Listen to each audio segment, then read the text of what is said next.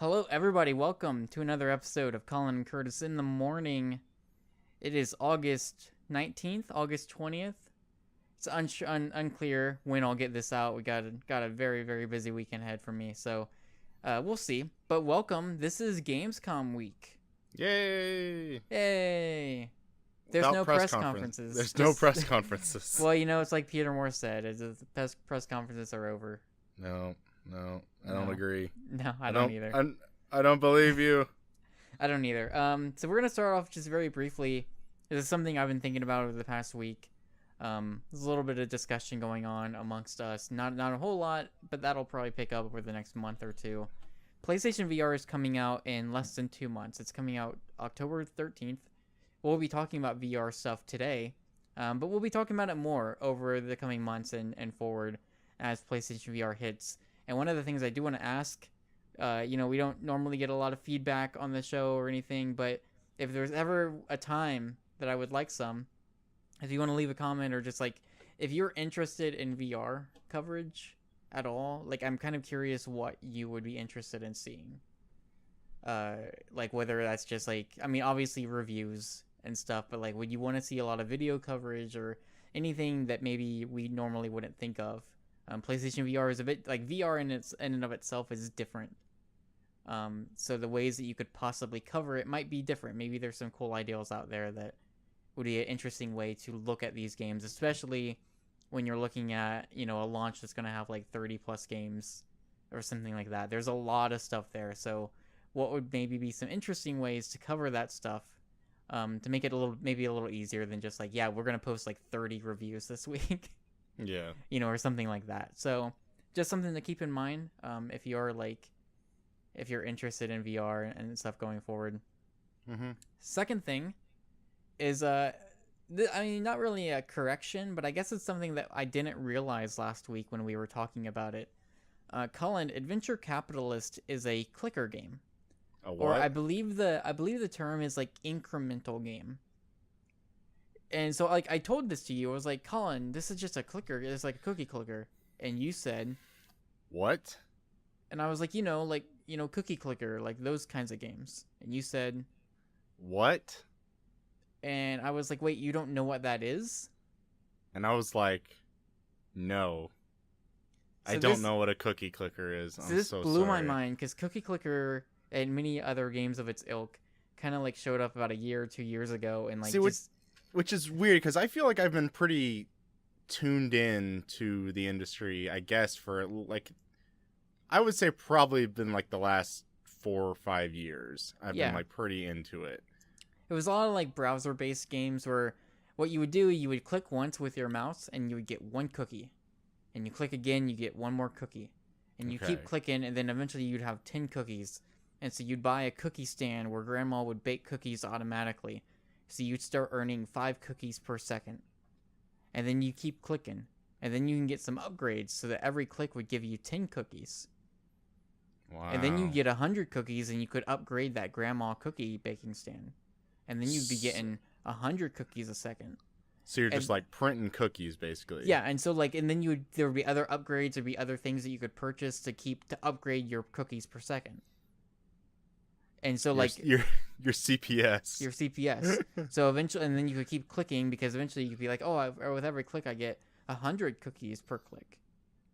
And so the whole scheme of it was basically you would just keep going. And there was no money involved as far it was just free. It was be a lot of browser-based games and a lot of duplicates. There was one with candy that would show up. Some of them had kind of different concepts. I played one last week that had that actually had a story, and you were a satellite going around Earth and dropping potatoes to mine resources. So Adventure Capitalist is one of those games. It's the first one on console I've played. Okay. It's running in the background right now, and so basically you start hitting you hit square and you start squeezing lemons, making lemonade, and you're getting money, getting a few bucks each time, and then you just buy a lemonade stand, and then you hire managers to just do it automatically, so you can just have it sit in the background and you're just earning money. You're watching the bars fill up. Okay. So the whole thing is based around the kind of concept of just digging into the player mind of like watching bars fill up and always seeing numbers go up and like that kind of thing. Like, So the game is free to play. How does the free to play kind of aspect so there are work? gold bars that eventually you can earn after getting like so much money or whatever. So like right now I have 5, and it seems like it takes a long time to earn them. It's unclear how much, but I think you can buy those, and I haven't gone to the store, so I don't know how much they cost. But those gold bars can be used for like very special, unique upgrades. Okay. So, yeah, I don't know. I've just like been toying around with it because I haven't had a lot of time this week, so it's been like getting home and like working on some stuff and just like having it run in the background. Yeah. I've got $293 billion in climbing right now. Nice. I had a few trillion earlier, but I had to buy upgrades. All right. Collin, do you hear that? It's like a siren. What is that? I think. Oh, Collin, we need to have a discussion. We need to have a discussion. An Curtis. emergency discussion. Something happened this week Uh-oh. that could tear the fabric of time and space itself. Oh man. So we've been waiting. We've been waiting because when was this gonna happen? You knew it was coming. Mm-hmm. You knew that Konami was going to release something. They were Yeah. gonna make a game. Something was gonna happen. Pro Evolution Soccer. It was just a matter of when. Yeah, Pro Evolution. It's actually this really weird take on soccer this time. So Metal Gear Survive. So let me break this down for you, Collin. I'm smiling right And now. anyone else who doesn't know what Metal Gear Survive is. So, let's go back to Ground Zeroes. Spoilers for Ground Zeroes. We're going to spoil, well, we won't get into details, but spoilers for Ground Zeroes. The very end of that game, some stuff goes down, things blow up, people die. Metal Gear Survive is based in an alternate timeline where after the events of Ground Zeroes, surviving soldiers are sucked up into a wormhole. Here, you want me to? I would like to read the paragraph on the YouTube video on the official PlayStation YouTube channel. Mm-hmm. Yeah. Excuse me. Published on August 17th, 2016. Metal Gear Survive is a brand new co-op. Yeah, Metal Gear Survive is a brand new co-op stealth game that takes a divergent look at familiar Metal Gear themes and pursues a fresh spirit of exploration in unique gameplay and mechanics. Metal Gear Survive picks up from the ending of Metal Gear Solid 5 Ground Zeroes to an alternate timeline caused by unexplained wormholes forming in the sky. Players find themselves on distorted desert landscapes full of massive half-formed structures, living biological threats, and the remains of a once strong military force now litter the landscape. May contain content inappropriate for children. Visit esrb.org for rating information. That is basically your premise of Metal Gear Survive. So Metal Gear Survive is I guess possibly single player. Also, there's emphasis on cooperative play, some stealth elements. There are zombies. It's basically zombies if you watch. It's basically like if you watch the trailer. That's basically it.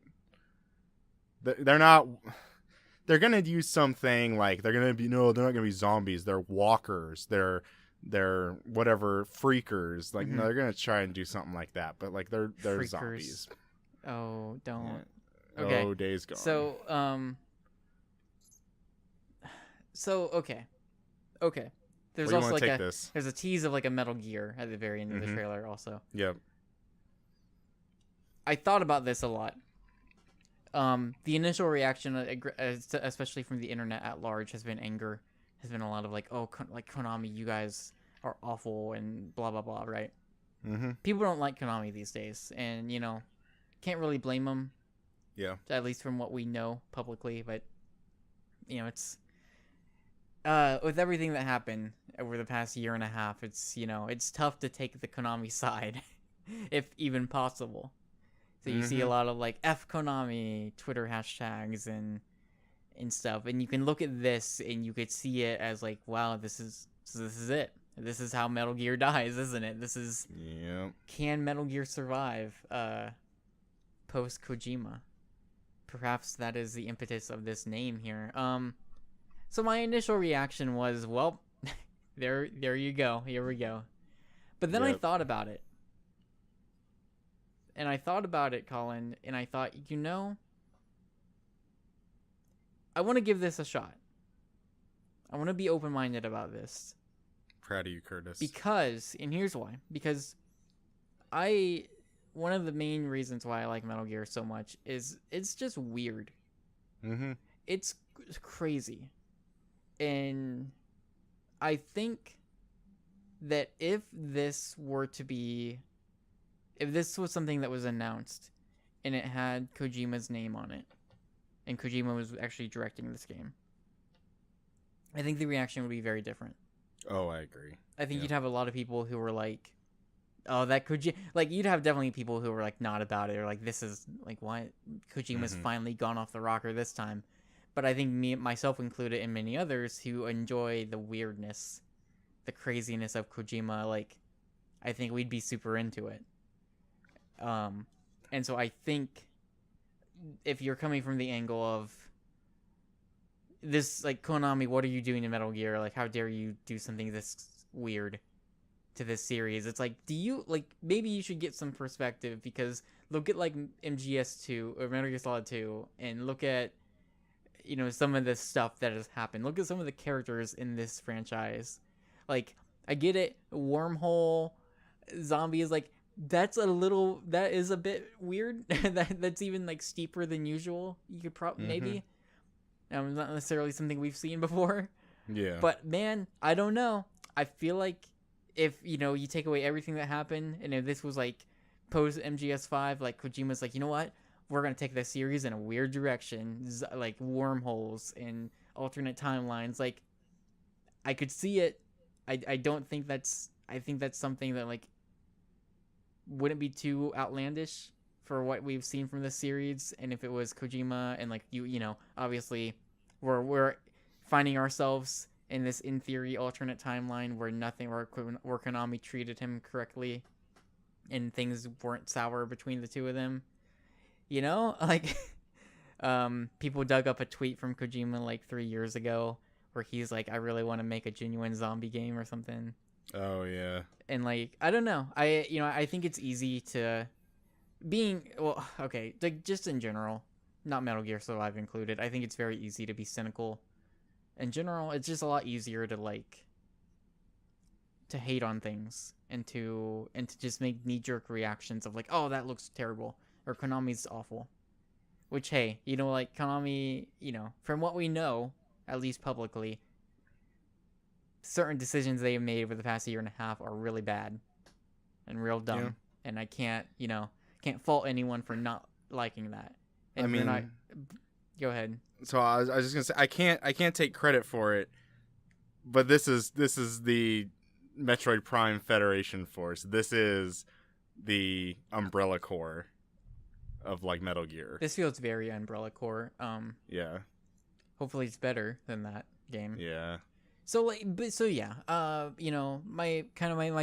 knee-jerk reaction was certainly like, oh god, oh no.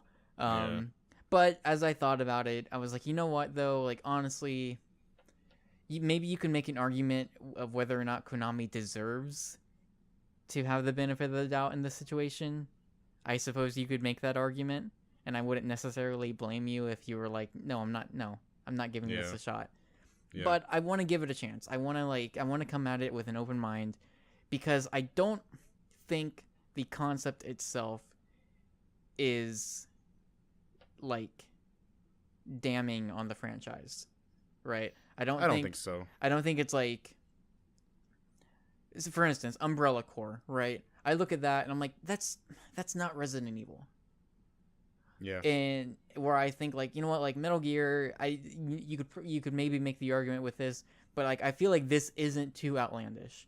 Like, if you want to make the argument that, like, the fact Konami is still making Metal Gear games, like, of course they are.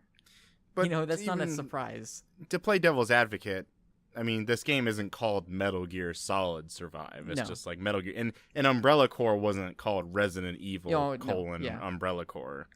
But I see what you're saying. And I think we'll see, like, and things might ride on how this game performs.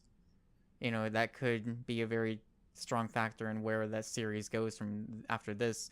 But like, I totally would understand Konami probably wanting to steer this series in a very different direction post Kojima. Even that, something that I was thinking about was what if Kojima leaves and they announced, hey, there's this new game. It's called Metal Gear Rising: Revengeance that Konami just says like, even if we're working with Platinum Games or whatever, like, what if like they're just all of a sudden like, hey, we have this game called Metal Gear Rising: Revengeance? Yeah. How would the like reaction to that have been? I mean, hey, Rising if it was in this, I know it is, but like if this game, if Rising would have been put in this context of what's happening right now, and Metal Gear, like, you know what I'm trying to say? So I think it'd be a little bit. I think you'd still have a lot of people that would be angry. Yeah, but I think having the Platinum name tied to it would probably lessen the blow. Because then you'd have a lot of people like, oh, maybe they're gonna maybe they'll start like farming out development to like interesting studios, and you'd have a Platinum Games one, and that could be interesting. Like this, we don't really know too much about. I think they should have showed more. We should be seeing gameplay of this right now. Yeah, it'd probably be better off than what they did show. There's a little bit of gameplay, I think, footage out there, I think, but there's not a whole lot of information regards to that. It's just that one trailer. So I don't know. This game has no chance. Like Federation Force, this game has no shot. I think it's safe to say. Yeah. And whether that's, it's just how it is. I don't envy people who work PR at Konami, because those are probably people that really just have their hands are tied. They probably had nothing to do with what happened. Yeah. And all they're trying to do is just tell people about a video game, and that's not going to be easy for them. But if nothing else, this game's coming out next year on PS4. I'm willing to give it a shot. I think you and I probably could get a lot of fun out of this if it's getting good. Yeah. But like if like MGS5, with all of my grievances aside from that, like it's a really good playing game. Like it feels good. Yeah. Control wise, and like so, it's like the best feeling. It's like the best feeling Metal Gear game. Yeah, best controlling game for Metal Gear, and so like coupling that with a weird zombie stealth thing, it's like, all right, sure, that could be interesting. There's potential there. So I'm at least open-minded to that. I did see, I think it was some discussion, I think it was like on an IGN video, I believe it was them, that like they were even talking about like maybe the setup for this, and like I'd maybe entertain the thought, but like maybe the setup is that'll be revealed that this is like a dream that Big Boss is having while in his coma. Oh. So I don't know. I just felt like that might be kind of weird, or like a different take. I probably would have said that by now. I don't expect there to be really any much story in this game, but oh no. Yeah. How much? It might have more story than like Phantom Pain. Yeah. Oh, Curtis. So I think I did also see that this is not going to be a full price game. I believe so. I think Games Radar saw like a press sheet or something that listed it as $30. Okay, cool. As of right now, I'm interested. As of right now, I would probably purchase this game. Yeah, like I think unless like we start seeing gameplay and it just looks really awful, which is a very real possibility. Like if we see it and it looks pretty good, like I think there's a good chance that you and I both would probably pick it up. Yeah. It's just it's something. It's just, whether the game itself, like Federation Force, and we talked about this before, is Federation Force, there's a very real chance that could be a pretty good game. If you we'll find out tomorrow. As of recording this. I think its issue is in its name. Yeah. And Metal Gear Survive is more its issue is the publisher in this case, and stuff, and it sucks because like both of those games, from the moment they were revealed, there is a giant mountain they need to climb, and Federation Force certainly did not achieve that. Mm-hmm. You know, and I even saw I saw some people who I think are reviewing it on Twitter, just kind of very briefly being like, hey, I'm actually enjoying this. Yeah. So I assume reviews will probably hit tomorrow for that. I don't. Yeah, I don't tonight know. or even might even tonight. I don't know. Yeah. And I think Metal Gear Survive could very possibly see itself following a very similar fate, in that just you'll have a group of people who are interested in it, but it's just the very, very loud group will be a lot of people that just hate Konami. Yeah. And again, not that there isn't a good reason for that. It just is unfortunate in this case, especially for developers and people who, even though they work at Konami, might not have any ties to what went down, and probably are at no fault of their own, and they're trying to make a good game. And it sucks, and it sucks for Federation Force as well. I don't think Federation Force, I'm not gonna buy it. I'm not too interested in it, but that's a really good developer that they've got working on that game. Yeah. And it would not surprise me at all if people have a lot of fun with it. Yeah. So I don't know. Yeah. Go ahead. And I was going to say, even the producer for Metroid Prime Federation Force is the same producer that did all of the other. I mean, maybe that's not saying much, but it's the same producer that did all the Prime games and Donkey Kong Country and stuff that work with Retro Studios. Yeah. I was caught off guard by Metal Gear Survive. I was surprised that it came this quick. It came this fast. Yeah. Yeah. It's been I was surprised to. I was surprised to wake up and see the news headline that Konami announces Metal Gear Survive. Yeah. And to be fair, it is probably a very co-op heavy game. There's probably not again, it feels very, very much like Umbrella Corps. Yeah.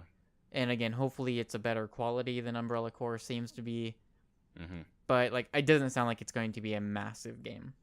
Yeah. So I can understand that, I hope it's not as slim as Umbrella Corps is, I guess. As somebody who played and streamed that demo, granted it was just a demo, I guess, but of Umbrella Corps, if it was probably $10, I'd probably buy Umbrella Corps, side note. But I feel like as playing it, I feel like that's why they're doing these test weekends, is because no one, and even playing the demo, it was hard to find people online sometimes. Yeah, that's too bad. Yeah. And I don't know. I guess it just, not that there's any that I can think of off the top of my head. I think there's an interesting discussion to have about games that just, from their announcement, have no chance. Yeah. I think, weirdly, whatever you think of this game, most people don't like it. I think Knack weirdly kind of fit into that role in some ways, where it just felt like Knack just never had a shot. Sure. Where from announcement it was just kind of made fun of and stuff, and that's fine. I'm not saying it's an amazing game, but it is an interesting perspective to look at from different angles of especially with Metal Gear and with Federation Force. These are spin-offs to beloved franchises, and for many different reasons, these particular games are going to have a really rough go of it. Yeah. From announcement to launch and afterwards. And that's too bad. That's too bad. So, I don't know. We'll see. We'll see how it goes. I'm sure you and I will talk about Metal Gear Survive a lot in the future. I agree. Hopefully we both stay positive on it. Yeah. I kind of figured we'd maybe be a little positive on it, but I thought maybe a little bit you'd be like, I don't understand why they're doing this. I can't. I thought maybe a little bit you'd be like, I can't take this anymore. No, I think I get why they would. I think you have a really good solid foundation. You've got that. You got the engine. This and Pro Evolution are your franchises. The pachinko machine's coming. But I don't of course, you probably invested a ton of money into this engine, so you should use it. Use it for all of its worth, and I get it. I don't think we're gonna see a Metal Gear Solid 6 or anything, but I think you're gonna see a lot of interesting Metal Gear games in the future. I wouldn't be surprised if you see 5 years down the road, you see Metal Gear Survive 2, even depending, I guess, how well this does. Yeah, But I think this game's it doomed. just feels like I'll be they're honest. I think this game okay. is doomed Okay. from the start, and that's nothing to say of its quality. I think sales wise, this game's gonna bomb real bad. Probably. Yeah, you're unless probably right. unless by some miracle they start showing gameplay and everyone's like, "Oh my god, this looks incredible," Yeah. which I don't see happening. Which But, I think we can already without even seeing it, I think we can already tell what the gameplay is going to be like. mhm. Yeah. Um, So we'll see. With that said, that's man, I don't know. It's a weird one. That's a weird one. But we got a ton of other news. A lot of this coming from Gamescom. Again, I mean, I guess luckily no press conferences, because then we'd be sitting here with like 5-hour press podcast. Yeah, But we do see, have- I miss the press conferences though. Like I Yeah. miss the like post Gamescom or like the Gamescom press conferences. That it almost feels like it's like a post E3. I miss it too. Almost. And this year in particular, because of the week that it's taking place in and how busy I am, I'm not too Mhm. bummed out, because like I would have missed them, Yeah. and I don't think I've missed like a big press conference in years. Mhm. I like being able to see them, so Yeah. I wouldn't have been too would have been a little Yeah. bummed out. But that said, still no shortage of news, and we got some good stuff here. So let's kick it off. The Tomorrow Children is finally coming out. This Yeah, is of it's been a while. course this is coming to PS4 on September 6th is when the early access founders pack is releasing. And so what this is $20. Comes with the bourgeoisie, is that Bourgeoisie. the papers. This is like kind of getting you started, but it also includes 5 invites. So if I were to buy it, I would be able to send 5 invites to any of my friends who would get the free-to-play version early. Oh, okay. And then they'd You be should able buy to, it. and they'd be yeah. Oh, should I? Thanks, Curtis. Oh, Appreciate thanks. that. Yeah. And they'd be able to upgrade if they wanted to the Okay. Founders Pack. And it also gives you level 1 arms and tools license. Eagle Core jetpack, special costume. The special costume is called Minor Gear.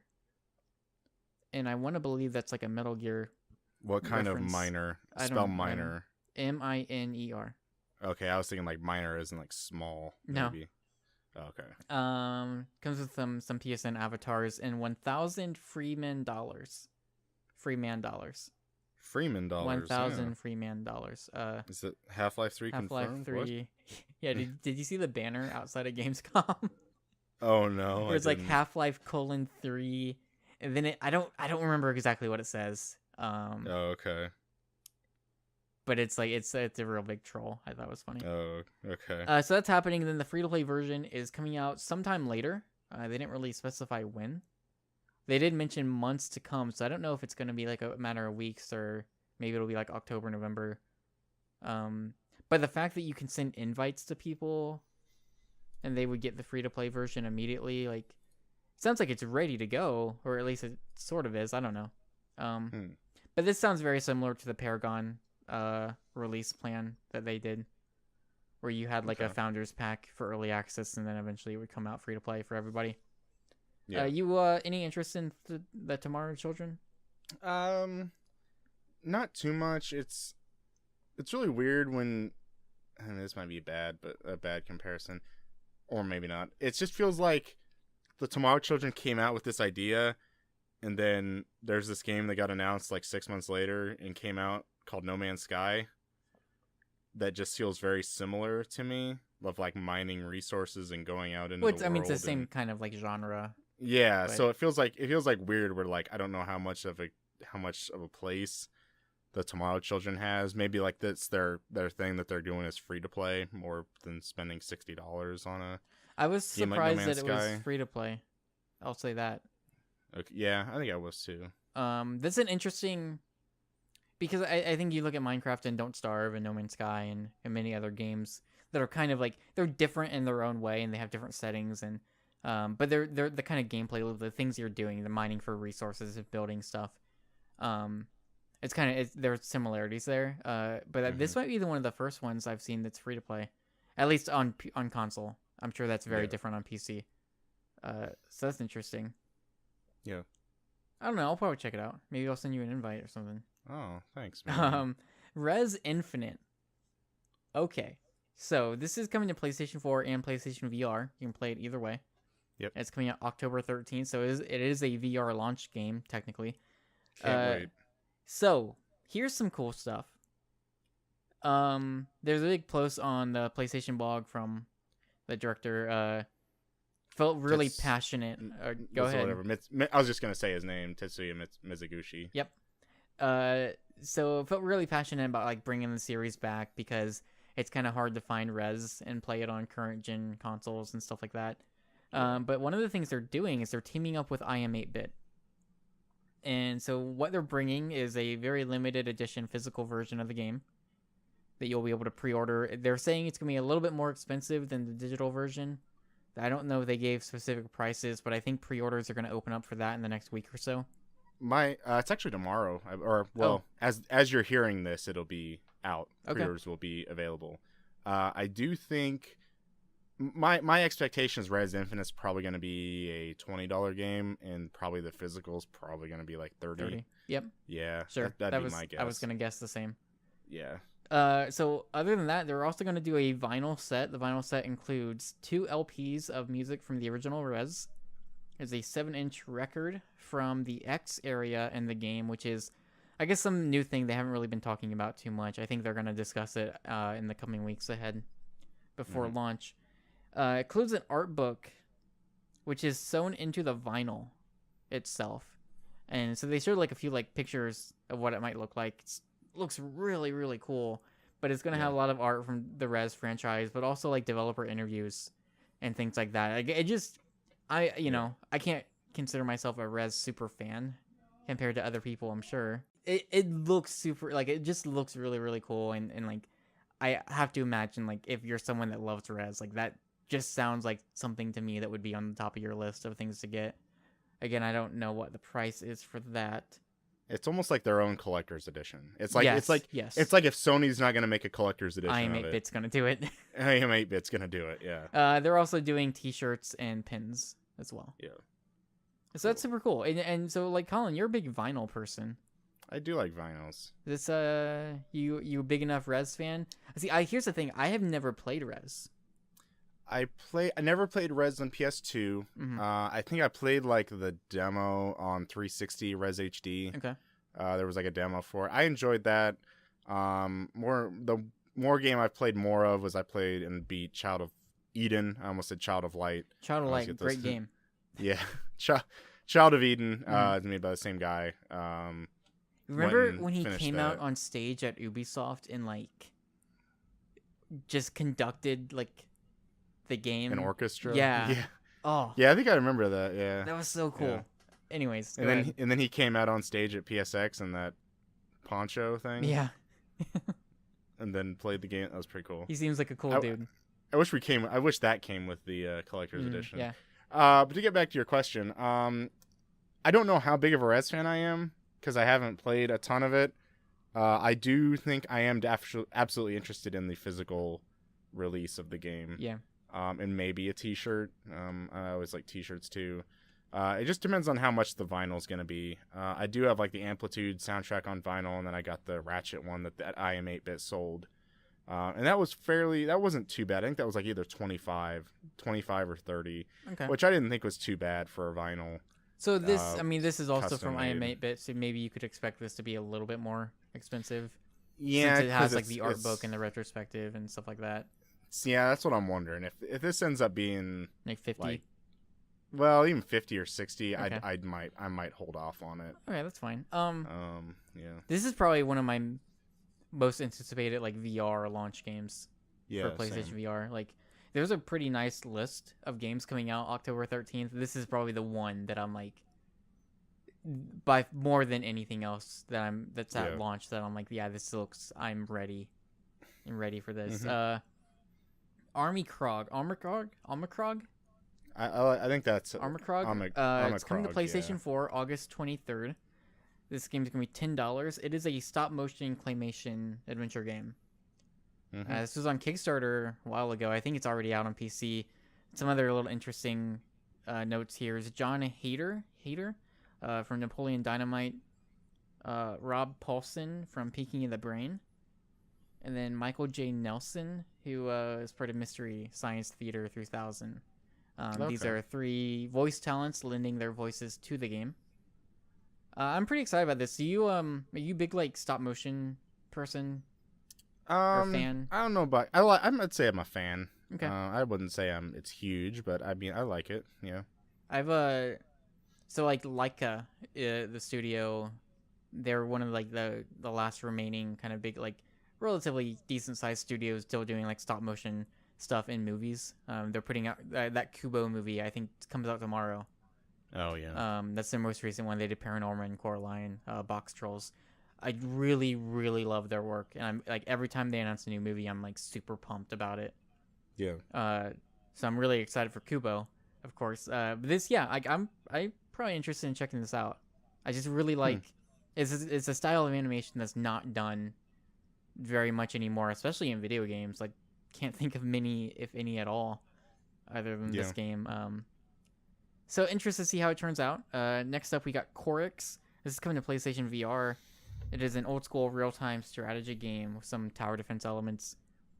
It's got a 3 to 5 hour campaign, some skirmishes mode, and 2 to 4 player online, which is cooperative or competitive. There's a trailer. Looks super cool. Reminds me a lot of what was that PlayStation mobile game? Rim Capsule. A little bit, kind of like very like minimalistic, stylish stuff going on. I see that. But everything's like happening in front of you in VR. So if you're playing multiplayer, you see like kind of like very minimalist face, like heads just like floating in the sky, like with little pointers directing units and stuff. That looks super cool. Game was completely built from the ground up for VR. Okay. Cool. So that is reassuring, I think. We're gonna skip Resident Evil 7. We'll come back to it because I imagine that'll be a little bit more of a discussion. Ubisoft put out a press release. They're announcing a bunch of release dates for their upcoming VR games. This is across all the VR platforms. So for PlayStation VR specifically, there's 4 stuff here for Ubisoft. There's Eagle Flight. That game is coming out November 8th on PlayStation VR. It's actually a couple weeks after the Oculus version releases. Okay, because I was really wondering, because I remember at E3 they had some thing they were talking about Eagle Flight, and they said it was going to launch on. I thought they said it was going to launch on launch for PS4. Yeah, I thought so too. Like Oculus is like around October 13th. I don't think it's specifically on that day, but it's around that time frame. Then it's PlayStation VR, and then I think Vive gets it a couple weeks later or something. Star Trek Bridge Crew is coming out November 29th on PlayStation VR. And then we have Werewolves Within. This is coming out December 6th. So this is a game that I don't think was previously announced. Colin, did you ever play, like, there's a ton of different iterations of it. It's like Mafia or Werewolves or whatever, where, like, it's you and a group of friends at your house or something, and, like, one person is the killer, or one person's the werewolf, and one person's the victim, and one person's, like, the sheriff. And then you got other, like, townspeople for anyone else. And it's a lot of, like, talking and being, like, and trying to, like, lie and deceive others into believing that you're not part of the mafia, or you're not the killer or the werewolf. And then you've got, like, the victim or whoever else who's, like, trying to figure out, or you have the detective who's trying to figure out who the bad guy is or whatever. Have you ever... I don't think so. No, I haven't really played a thing like that, or just even at home. It sounds really interesting, but... So, like, I mean, we used to do it when I was little. Like, the version we had... And like I said, I think there's many different iterations. It's one of those things where it depends on where you grew up and who you were friends with, I think. Because for us, it was always like, it was the murderer, the victim, the detective, or something like that. And so you would, like, draw straws out of a hat. And it's like, okay, like, I got the murderer one, like, and you can't let people know who you are. And so it was like, and so the aim of the game is basically to figure out who the murderer was, or who the werewolf is, or who the mafia person was. And their job, of course, would be to kill people off to win. And so it's a lot of, like, talking amongst people and like, whether you're lying or whether you're trying to deceive people or trying to, like, convince people of different truths or untruths or whatever. So this version, this is, I guess, werewolf based, as the name would imply, but it's all VR. So I don't They didn't really have a lot of details for it. I don't know if there's even video of this out there, but I would assume it's online. Considering, but I'm not. Yeah, I don't know. It sounds interesting. I didn't even think about taking that kind of game and putting it into like a video game VR format.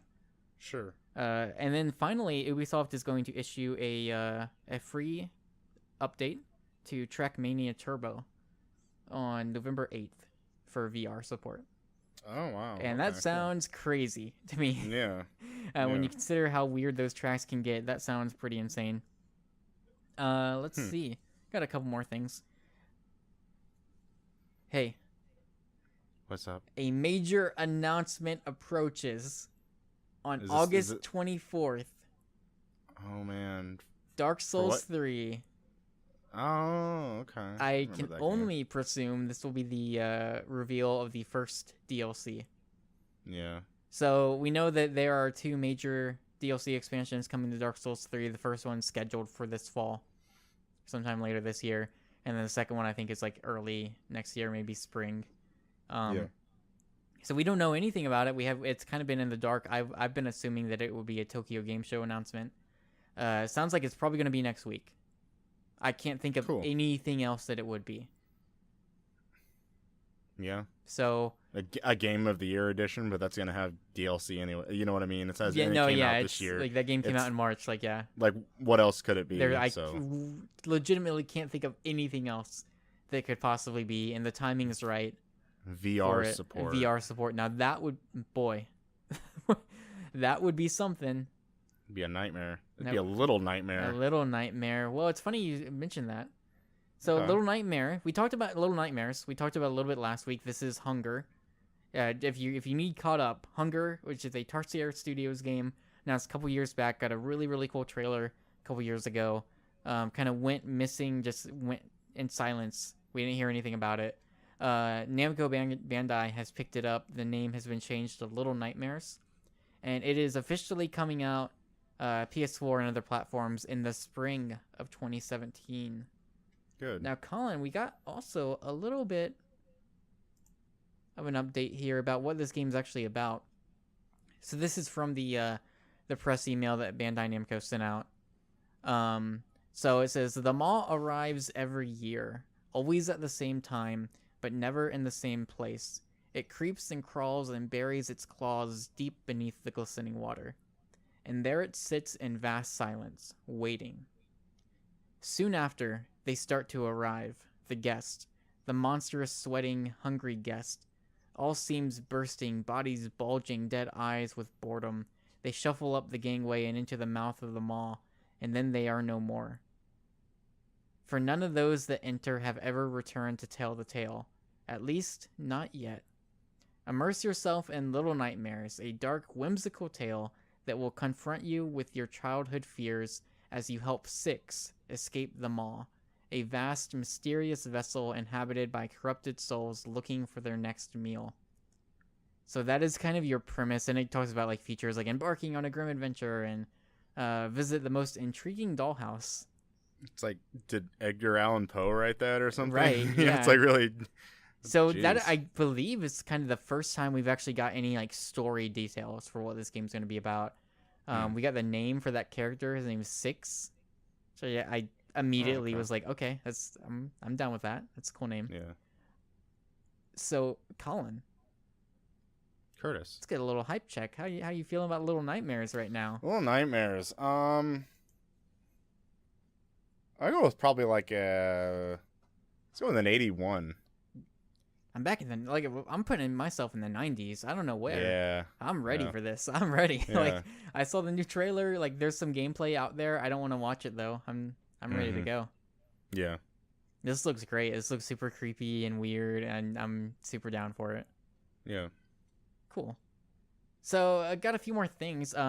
This one we'll just go through really quickly. The Legend of Heroes: Trails of Cold Steel 2. It's coming to PlayStation 3 and Vita on September 6th. So, okay, here. So I played through Legend of Heroes Trails in the Sky, first chapter, late last year, finished it early this year. I'm currently working through Trails in the Sky second chapter at the moment. I think I might be able to get through that finally very soon. Trails of Cold Steel 1 came out early this year. No, it came out December of last year. I've not played that. I've heard really good things about it. I would like to play it because I'd like to be able to play Trails of Cold Steel 2 by the time it comes out. Chance of that happening, I don't know. We'll see. I would like to play this game and talk about it and put some sort of coverage of it on the site. I don't know if that's going to happen, but there's your little update on that. Hey, Collin. Hey, Curtis. Let's talk about Crash Bandicoot. I'm watching it right now. Okay. So I'm watching the footage. Yeah, so Crash Bandicoot, as we learned at E3, is going to be in Skylanders this year as part of This isn't the PS4 remake of the 3 games? No. That Sean Layden announced? No, but it sure kind of looks like it could be. Oh man. Right? So I guess. So Crash Bandicoot and also Dr. Neo Cortex. Yeah. So there's gonna be a figure of that character too, included with the Crash bundle. I saw the photo of the Neo Cortex character. Yeah, there's some gameplay of him too. Okay. Out there. But they kind of put up this update this week, and they were talking about how they wanted to really like, the way they pitched it. They were like, yeah, we really wanted to like celebrate Crash Bandicoot and include something in Skylanders that would really show our love for the series and for the character, and just more than just putting the character in the game. So they constructed a full-on level, and it sounds very like fan service heavy, of just like, you know, the music, like there's a name for the level. It's like symphony or something like that. But the music kind of corresponds with everything and how it moves and stuff in the level. It just looks very detailed, very. It looks really interesting. It doesn't look like a Skylanders level in a weird way. Yeah. I don't think this convinces me to get Skylanders at all. I think I might be out of the game on the Toys to Life stuff for now. Yeah. All things considered. But I think it's really cool that it seems like they're actually really putting a lot of effort into this. And as other people have said, I've seen there was like a thread on Gaff where someone's like, this makes me feel good about them doing the remakes. Yeah, definitely. So I like I probably won't buy Skylanders, but I'll probably if they sell Crash individually at some point, I will. I assume he's probably going to be in a bundle with Imagineers. It'll probably be exclusive for a few months. Yeah, but I think I will probably buy like the individual figures if they come out. Should be fun. So okay. Yeah.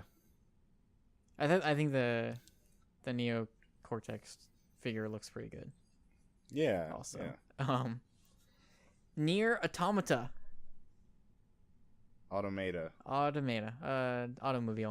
Nier is so there's a couple little things with this. So it's coming out early 2017. Pretty sure that date's new, or not really a specific date, but I'm pretty sure that's a new time frame for us. They did announce a PC version this week, which is cool. They're talking about maybe putting out like a pretty lengthy demo, like a 40-minute demo for people.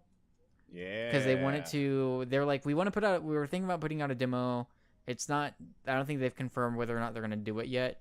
But they said if they do, they want to make it kind of lengthy because they want people to be able to like see that it's more than just like an action game and stuff like that. Which I think would be really good because like Nier is something that like the action, especially in the first game, like the combat was like not amazing, but it was more that it was just all the weird things that the game did, like how it would change into weird genres at just the flip of like just the snap of a finger. It'd be suddenly it's a text adventure, and it's like, okay, whatever, sure. I think that would maybe do it a lot of justice there. They also released, so like we had heard a little bit of the English version of the theme for Nier Automata. And one of the things you should know, Collin, is in the original Nier, which has one of the best soundtracks ever, there was like a made-up language. And so like certain songs I think had English like voicing and stuff, but then a lot of the songs were sung by Emmy Evans, I believe is her name. And she would sing, and it was like this like just pre-constructed language for the game's world.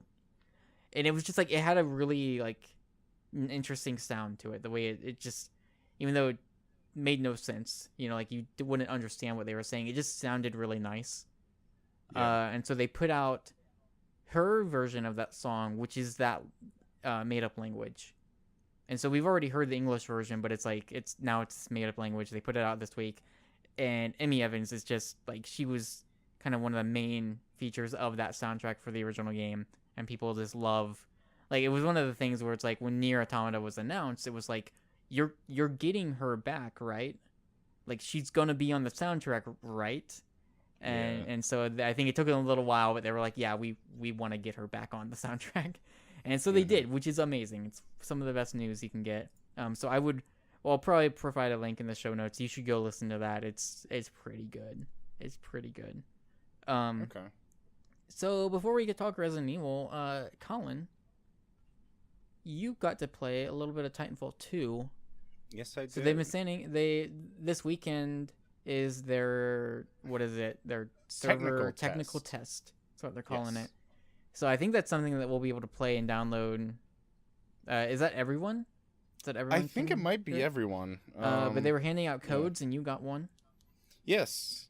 So yeah, I've been playing it. I played it probably for a good 3 hours yesterday. Really nice. Yeah, I really jumped in. I was so excited because I was really excited to play the first Titanfall, and I played a little bit of it on Xbox One. But I really wanted to play the first Titanfall more.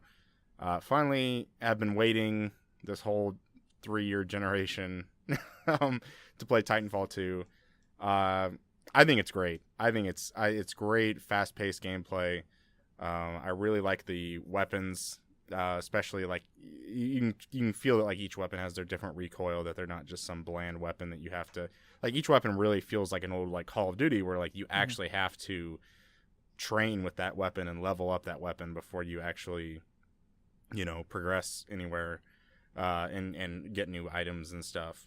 The wall running I think is great. It feels just so intuitive. You can just literally just fly across the map just with the wall running. The boost sliding, I've been mostly playing this game mode called Bounty Hunt or Bounty Collect, or can't remember what it was called. But basically what you have is I don't know if you know this, Curtis, about Titanfall. It's 6-on-6 or 5v5 or whatever, and then there are grunts that go throughout the map. So basically AI characters that aren't as powerful, and then they kind of just populate the map to kind of make it feel like a big battlefield. So you have different areas of the map that these drop pods will drop with grunts and robotic enemies and even other big titans. And when you kill those smaller AI enemies, you get money. And so when you kill the enemies, you get money. After the end of the wave, you have to escape and get all the way back to your base to deposit your money. And so whoever gets the most money at the end of the time, or gets to $6,000 quickest, wins. But then, of course, if you get shot by the enemy teammate, you lose half of your money. So if I've got $400 racked up and I need to go deposit it, and if I get killed by somebody from the other team, that's $200 I just lost. So it does kind of it maybe encourages a little bit of camping, because you got to kind of hide, make sure you don't get shot, but you really got to go out in the middle of the map if you're going to kill the AI characters. So other than that mode, which is great because you have Titans running around, and I actually don't even control my Titan all that much. It has when you drop it, you can have it just in an AI mode, where you can have it as just standby, or you can use it in a guard mode. And I pretty much have it just follow me around the map, or if I have it in a certain section where, these drop pods are coming, then I'll just have him guard that section, and he'll just take out enemies, and then he'll just rack up money also. But yeah, you can get in them, and, it's great with the screens that pop in on the side. You just start going to town on smaller enemies. It's really satisfying to play. The other mode I haven't played yet is a pilot versus pilot, which is basically, if you want to basically call it, it's just straight up Call of Duty team deathmatch. There's no Titans. It's basically just it's just basically pilot on pilot gameplay, just small warfare. There's only 2 maps. There's only 2 or maybe even 1 submachine gun and 1 assault rifle. There's 2 LMGs, and there's only a little bit of ability. So it's not, of course, it's not the full multiplayer experience, but there's still enough there that I'm really enjoying it, and I've been playing the heck out of it. Nice. So it's basically what I expected, and it's almost like in a good way. Like it hasn't dissatisfied me because it was what I expected. I just feel like I'm even more excited now because like this is what I wanted. This is what I've got. I don't 100% know if I'm still going to pick up Titanfall 2 day one. Just depends on how situation is, down the road as life is. Sure. But I am also really excited to jump into that single player. I think I'm much more excited. I mean, obviously, just how I play games. Like the single player is the thing that interests me the most. Mm-hmm. But we should play. Obviously, I got a very busy weekend ahead of me. But I think on Sunday, we should try to hop in and play some. Okay, cool. Yeah, maybe we'll talk about it a little bit more. Mm-hmm. So I guess we got one last thing, unless there's something else I'm forgetting. Yes. Colin, we started off today talking about Metal Gear, and what better way to end than to talk about Resident Evil? Oh yeah, another franchise near and dear to the both of us. First, we should have an update. Actually, first, you and I both bought Resident Evil 5. Yes, we did. Our plan is to stream all of that game cooperatively. Our plan, yes. A bit of a wrench has been thrown into that plan. Yeah, it's all right. So we'll do it though. First, we were gonna start earlier this week, but I've just had the busier week, one of the busiest weeks of the year for me, for a number of different reasons. So that kind of squashed that, and then I came home a couple nights ago to find that my Hapog is dead. Yeah, it seems to be gone. I don't know. I've tried everything I can to fix it. I've had no luck. So. I mean, we could stream it using PlayStation 4 Share, and we can like include party chat. We can do that. The audio wouldn't be as good. Okay. So that's certainly an option. But in the meantime, I'm hoping to get an Elgato or something soon. So that might. We're still planning on it. We're just not sure when. Yes. So there's that. But we got a new Resident Evil 7 trailer. Yep. So we sure did. So here's okay. So the trailer we got at E3 didn't really show the game. You know what I mean? Like it showed the demo that isn't part of the full game. And so like we kind of got some information. It wasn't clear. We had the release date and it was like, "Oh my god, that's really soon." Sort of. And so then we played the demo and we got all that stuff. This trailer is from the game. This is kind of the first time we're actually seeing actual Resident Evil 7 footage. What's interesting about this, so this is from a found footage tape that you will find at some point in the game titled Mia, which I can only assume to mean that the girl in the found footage tape is named Mia, unless there's a crazy twist. Yeah. Now, we also got a little bit of information more towards the story. We already knew that it kind of took place on a plantation and things like that, right? So this takes place in Dulvey, Louisiana. Okay. Kind of the crux here is nobody's heard from Jack or Margaret Baker in ages. And so there's a lot of theories going around of what might have happened to them. And whoever it is that you're playing as in this game, they are going to this plantation for a specific reason. One could maybe guess in search of this couple and trying to figure out what happened. There's already some hints and teases from the demo. I know there's a big thread on GAF, like dissecting the new trailer, talking about different little pieces of story that you can take from it. I haven't read too much on it because I'm hoping to go into this game relatively blind, if possible. Yeah. But one of the things that caught my eye, Colin, is the concept of finding these found footage tapes in the game. So, like in the demo, which you played through the demo, right? Not all the way through, but I played a good amount of it just to see what it is, and I've seen a lot of videos on it. Okay, streams so and such. in the demo, you find a tape that you put in the VCR, and then you play through the tape itself, and it's this found footage tape of these people going into the house and things happening to them. It seems as if part of this game might be the act of actually finding these found footage tapes. Where you will be playing through a section as a different character, and you'll be learning more backstory and you'll get more information of what's going on or what happened through the eyes of different characters that has been recorded for whatever reason. This sounds like an incredible setup for some DLC, Curtis. Don't think that way, Colin. Don't. I'm sorry. When he was just saying that, I'm like, great. Now we're gonna have like a season pass. It's gonna be like $10 an episode. that you play through after the games come out. It's going to be your epilogue, and I don't know. Well, come to think of it, wasn't there a... I think if you look at the pre-order on the PlayStation Store, it has mention of like extra episodes if you pre-order their regular version. Oh, sure. Anyways, I love this. I continue to love this. Mm-hmm. So for one, here's like, okay,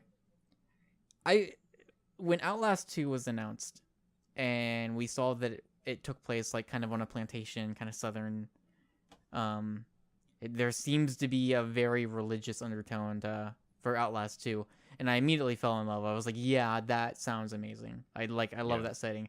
Resident Evil 7 seems like it has a very similar setting of like on a plantation farm, kind of out in the boonies, out in the middle of nowhere, like on a very specific house. And I think there's so much you can do with that. So that's why I really liked, and I hope it does do this kind of religious kind of aspect again, because I find that really, I guess, like really key and like frightening. Mm-hmm. I really liked Resident Evil 4, I feel like, for that matter, because even Resident Evil 4 had very like the Los Illuminados and things like that, had very like, hey, like we're a cult, we believe in this thing or whatever. And so yeah, I would like to see that in Resident Evil 7. Yeah. And I also like, I like the idea of the found footage tape. Like they mentioned in the blog post, like in the trailer, you're noticing like video artifacting and other things indicative of like being recorded on a camera. And they're like, that's not how the actual game looks. It's just like in those specific moments. Okay. So I don't know. I really like that. I like this concept of, because I guess the interesting thing is in the demo, we saw it in action, right? In the demo, depending on if you play the videotape in a certain way, like if you open a cabinet or if you do a certain thing, when you go back to the current time playing as the main character, you can then access certain items. Yeah, right. So I think that's like a really clever way of making that work. And you can, if you're thinking about the puzzles in Resident Evil and the way those work, like that could open up some really interesting,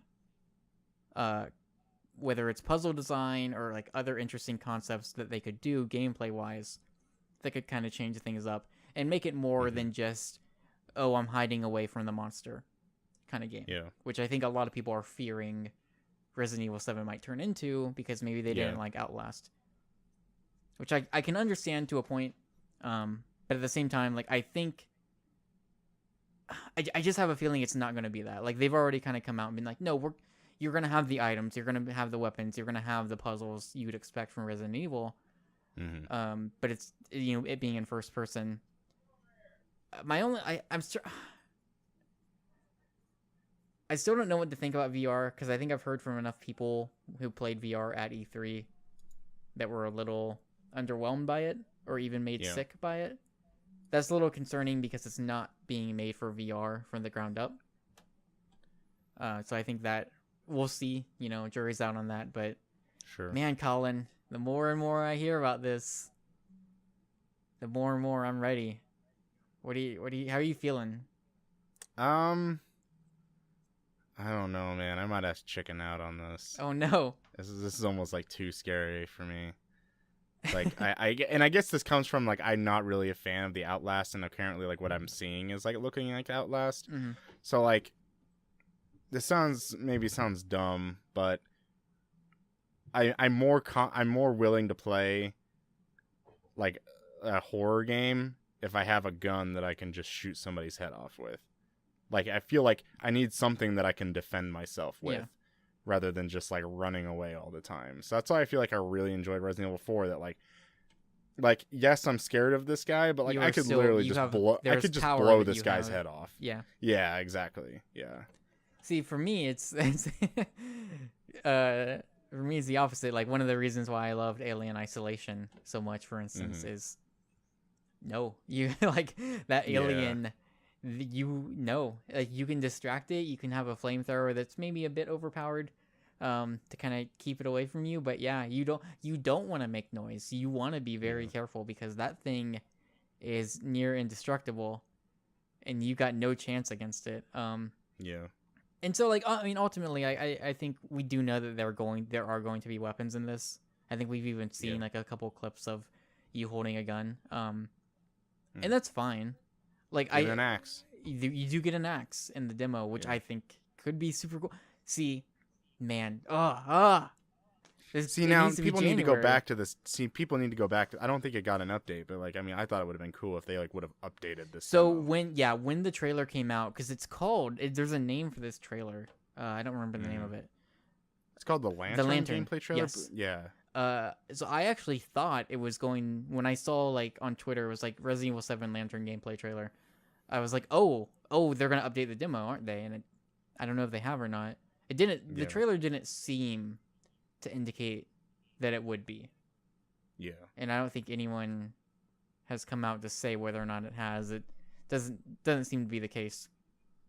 But someone should, if they haven't, someone definitely should go back to that demo just to see. Yeah. I don't think I've I'm had sure any people updates download, but yeah, I mean, maybe there's a timer that's been set off or something.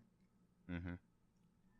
So I'm getting pretty stoked. And also, like, the other thing from this trailer, now that we know this specifically is actually from the game, you can assume that Mia, this character, is walking and running and hiding through areas that we will be within the game. And it definitely makes this plantation look big. If you like, in the demo, the house you're in it's not a very big house. Like, you can explore that house in a very short amount of time. And so you think about Resident Evil 1 with the mansion, and it's like huge, and like all these different rooms and different doors and hallways. In this trailer, like, she's walking like along this little hallway that's like outside, leading to another part of the building, and there's other rooms and various areas, which gets me excited because I love the maze-like nature of that mansion. Yeah. So we'll see. I'm sure this is the first of many other trailers we'll see. Are you at a point where you're ready to stop looking? I mean, you're kind of unconvinced, I guess, on this game because you're it might be too scary, but I don't know. I'm pretty convinced, I'd say. Okay. It's like, even with, I'm sorry, Curtis, to do this. Here we go. Even with Silent Hills, I was still like, I would be freaked out about that game, but I would probably still buy it. Sure. And I would probably like force myself to play through even just a little bit of it. But yeah, I'm looking forward to it. It even has like so you saw the whole Lantern trailer. Okay, so yeah, like I figured you did, but you were saying you're a little bit of blackout, so I wasn't 100% sure. I watched and I tried not to pay attention to what was being said. Yeah. Yeah. Well, it has a very PT like moment at the very end of that trailer. Yeah. Like almost beat for beat. Almost feels like turning around, and then this Lisa like character, Are you freaking you out? I don't know. I know that these are games that are much more up my alley, I guess. Like, I'm the type of person that's going to be playing Outlast and going to be played through PT multiple times, and like other games of its type, like Layers of Fear and things like that. Yeah. Are you at all concerned about this game being too similar to those? Do you think that's a legitimate concern to have? Because I feel like a lot of people are worried about that. I can see that, yeah. And I guess I feel like maybe they think, I mean, like, what makes, like, the original, I mean, to me, I even feel like, what makes the original Silent Hill and, like, Silent Hill 2 and the original Resident Evil and other kind of recent horror games, like, what makes them scary is that, like, you feel like you're hopeless. Yeah. A lot of, like, and maybe it's just because, like, maybe, like, Silent Hill, Resident Evil style, like the controls were, like, clunky. That kind of added to, like, it's not like you're playing, Call of Duty where you can just pop off headshots. I mean, I think the argument, especially for Resident Evil's taking controls, is that it's not that they're bad controls. It's just it takes away the power that you feel as a main character. Yeah. Like, you can't just turn around on a dime and just start shooting up zombies or easily. Like, those 10 controls are there for a reason. It adds a difficulty to the game that, is going to make it scary. It makes those zombies feel threatening, even though maybe they're not as threatening if you just have normal controls. Yeah. So yeah. I mean, and I think we talked about this before when it was announced. Like my hope for Resident Evil 7. If you look at Resident Evil 1, like that game birthed a genre. You know, that was the game that coined survival horror. Yeah. You know, enter the real survival horror. Like, and then of course we had 4, and 4 was an instrumental game in its own right. Like historically speaking, Resident Evil 4 is important for a number of different reasons, especially when you consider like third-person shooters and action games. Like, and of course that led the series down its own route, and over the next few games. And so my hope, and like even though 7 isn't made for VR or anything like that, my hope with 7 is that it does more innovating than it does borrowing, I guess. Like I'm gonna be excited about this if it does borrow very heavily from Outlast and from Amnesia and from any of those other games. I'm gonna be excited about it. I'm gonna probably really like it because I like that kind of game. But I think ultimately, I want to finish Resident Evil 7 and be like, wow, like they're really changing the game here. Yeah, you know what I mean? Like, because I feel like Resident Evil has a history of doing that, and I think this is a really good chance for them to once again kind of draw that line in the sand and say, no, this is how you do horror, you know, or something like that. And maybe that's a bit too much. Maybe that's too much to hope for, but I want to believe. This feels very psychological. Yeah. Even, and then they even say that it wasn't going to be psychological, but like they have doors that are closing, you know, right before you get to them, and openings that are closing right in front of you that like you should be able to walk through, but like it just mysteriously closes and stuff like that. Like I find psychological horror fascinating, like Silent Hill, like in the stories of Silent Hill. Like I find that fascinating. I love hearing and like listening about that stuff, but like it just freaks me out to play it. Like I just feel like I can't play it because it just freaks me out so much. Yeah. But I will probably end up picking this game up though, regardless. I look forward to having many conversations with you about this game, especially once it's released. I feel like this is a game that's due for the two of us to sit down and just have a nice long chat. Yeah. Considering our feelings on this series. Yep. From we approach it from very different perspectives, but so yeah, I think that's gonna do it. Yeah. Is there anything else that you can think of that maybe we forgot? Anything else you want to bring up? I just want to gauge your interest. What is your hype index for Cartoon Network Battle Crashers? I think it looks cool. It was something I was gonna put on the show notes, but I don't know. I mean, do you have any attachment to any of the shows? No, but if they were throwing like Dexter's Lab and Courage the Cowardly Dog, like, if they threw those in there, I'd be like, in tune with their current new lineup. Stuff. So like Adventure Time, Rick and Morty. What's I don't remember the name of World of Gumball is like one of them. Yeah, I've never even heard of that, but there's another show that I hear a lot of really good things about, especially from people I follow on Twitter. Did you say Adventure Time? No, it's something else. I don't remember the name of it, but one of the characters is in the game. I think if I had more of an attachment for those shows, I'd be a lot more interested in it. Yeah. Because I think it at least looks interesting. I think it's easy to, especially the Adventure Time games. I feel like most of those have not been great. Yeah. You know what I mean? So like I think this at least like is an interesting take on it. I really like on the PlayStation blog they have it's like the banner image or something. They have this really nice artwork of all the characters like drawn in, like doing action poses or something. It just looks really it's a really nice piece of artwork. I'm looking at that right now. Yeah. But it's I don't know. Like Adventure Time has always been a show that I feel like I'd probably really really like. I've just never watched it. Yeah. So, how about you? Are you super hyped for this? Not too much. I was just curious. Yeah, I haven't been too much of a cartoon person. If it was like King of the Hill Battle Crashers, like King of the Hill characters from Arlen, Texas, can't count me in. You a big King of the Hill fan? I love King of the Hill, man. I miss that show. Yeah. That seems about and that's gonna do it. Seems about appropriate. I don't know. You ever have like shows where it's like, yeah, that makes sense. You would like that show. Yeah. Yeah, King of the Hill sounds like a Collin show to me. Yeah. I don't really mind. I don't really care for Texas, but apologies No, for people who live in Texas. I'm a Kansas State nothing fan. good about dumb old Texas. Got your Longhorns. Oh, you said it, not me. There is one more thing. Tweet at I PS have Penguin to. for. I just have to express my excitement about this. Okay. This has no relation to PlayStation Network or PlayStation anything for that matter. But we're on the topic of cartoon shows. Yes. So I saw this on Twitter a couple days ago, and it was one of those things where it's like I kind of did a double take, just out loud, even at work, said, "Wait, really?" and just got very excited about it. So we know, I think it was like a couple weeks ago, they confirmed they're working on a Detective Pikachu movie. Mm-hmm. And this past week, I don't think it's confirmed yet. I think it's like there's like part rumor, but like also a lot of like it sounds like these names are being floated as the people who are going to be writing it. So they got a writer from Guardians of the Galaxy. I don't remember her name.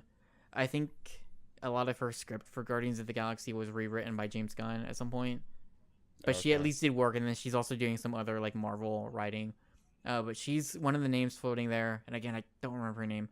But the other name is Alex Hirsch as a writer for this Detective Pikachu movie, and that name is important because he was the main writer on Gravity Falls, which was a show that I think ended earlier this year.